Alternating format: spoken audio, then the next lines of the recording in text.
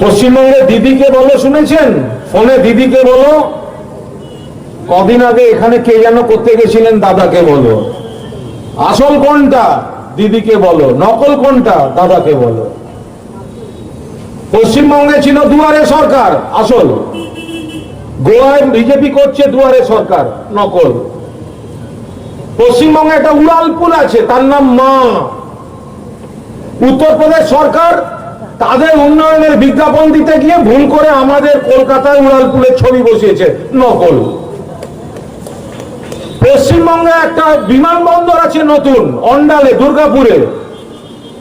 BJP ওটা উত্তরাখণ্ডের সাফল্য বলে আমাদের বিমানবন্দরটা ছবি বসিয়েছে। ওটা আমাদেরটা আসল, ওদেরটা নকল। তো নকল বিজেপিকে নেবেন কেন? উন্নয়ন নিতে হলে তো আসল তৃণমূলটাকেই নিন আগরতলায়। যেখানে ভালো পাচ্ছে ছবি তুলে নিজেদের বলে চালাচ্ছে।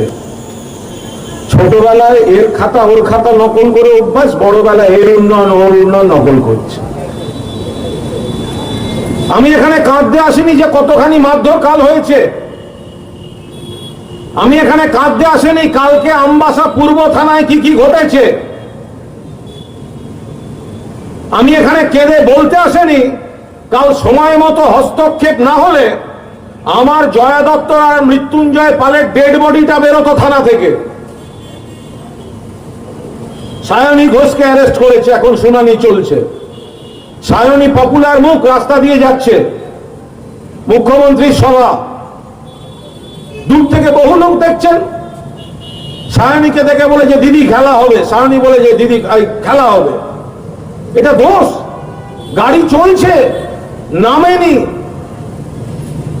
অ্যাটেম্প টু মার্ডার, ফোর্স এসছে, মহিলা পুলিশের থানা, তারা পর্যন্ত কাঁপছেন।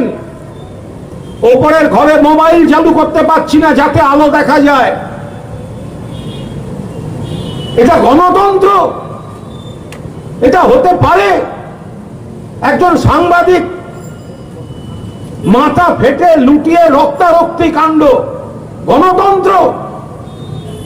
আমরা তো থানার মধ্যে ছিলাম, এটা তো সংঘর্ষ ছিল না, এটা তো থানায় হামলা। কি করছেন আপনারা? এটা কেন করছেন? একটা পুরো ভোট এত সম্মানে লাগছে, এত সম্মানে। দুদিন আগে তো বন্ধু তৃণমূলকে নাকি দেখা যাচ্ছিল না। অভিষেক বন্দ্যোপাধ্যায়ের সভা বারবার বারবার বারবার কিভাবে বাধা দেওয়া যায়। 31শে অক্টোবরের সভা, আগের দিন বলল আপনাদের 10,000 লোক হবে, এখানে করা যাবে না, অনুমতি বাতিল। গভীর রাতে হাইকোর্টের নির্দেশে সভা করতে হয়েছে। আজকেও ছিল অভিষেক বন্দ্যোপাধ্যায়ের পদযাত্রা। অভিষেকের নাম শুনলে এখন বিজেপির হাত পা কাঁপছে।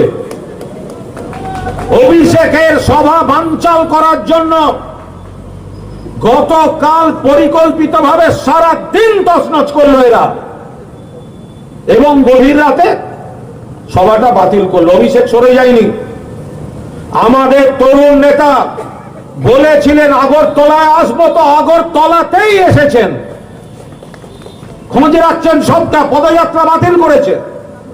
আমরা তার কাছ থেকে অনুমতি নিলাম, আপনার পদযাত্রা বাতিল হয়েছে, তবু তো আপনি এসছেন, সাংবাদিকদের মুখোমুখি হবেন। তার আগে আমরা একটা প্রতীকী প্রতিবাদ সভাও করব। সকালবেলা হোটেলে গিয়ে বলছে চলুন সঙ্গে। বললাম নোটিশ কই? নেই।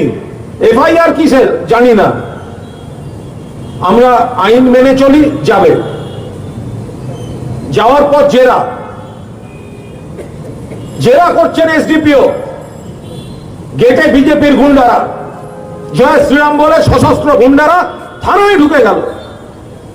হিন্দি ছবিতে দেখা যায়, দক্ষিণী ছবিতে দেখা যায় থানায় ডাকতে হয়েছে। সায়নীকে অ্যারেস্ট করলো বিকেলে।